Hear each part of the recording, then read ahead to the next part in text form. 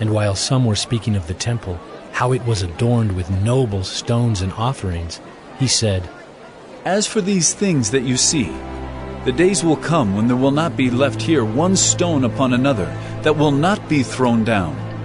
And they asked him, "Teacher, when will these things be? And what will be the sign when these things are about to take place?" And he said, "See that you are not led astray.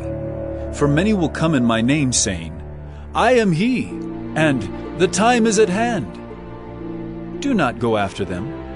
And when you hear of wars and tumults, do not be terrified, for these things must first take place, but the end will not be at once."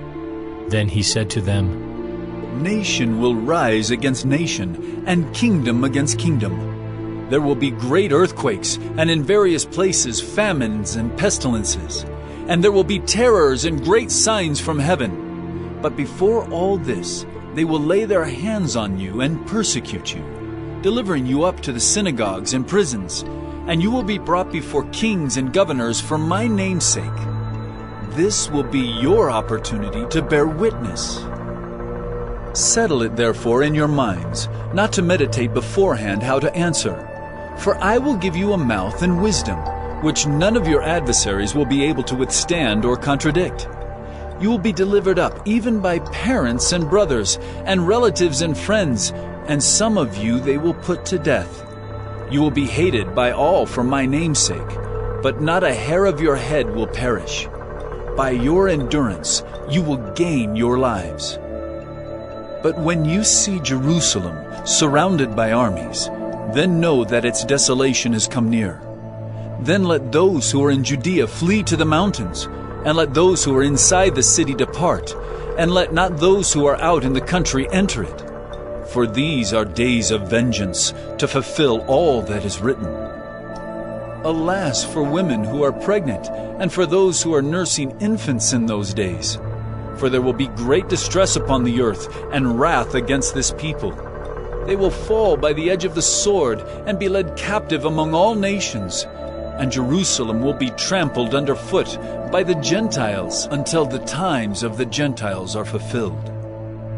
And there will be signs in sun and moon and stars, and on the earth distress of nations and perplexity, because of the roaring of the sea and the waves. People fainting with fear and with foreboding of what is coming on the world. For the powers of the heavens will be shaken. And then they will see the Son of Man coming in a cloud with power and great glory. Now, when these things begin to take place, straighten up and raise your heads, because your redemption is drawing near." And he told them a parable. Look at the fig tree and all the trees. As soon as they come out in leaf, you see for yourselves and know that the summer is already near. So also, when you see these things taking place, you know that the kingdom of God is near. Truly I say to you, this generation will not pass away until all has taken place.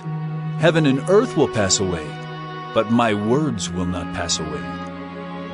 But watch yourselves, lest your hearts be weighed down with dissipation and drunkenness and cares of this life, and that day come upon you suddenly like a trap.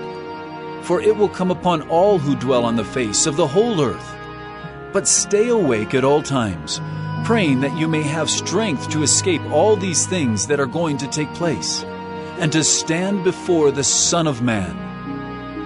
And every day he was teaching in the temple, but at night he went out and lodged on the mount called Olivet. And early in the morning all the people came to him in the temple to hear him,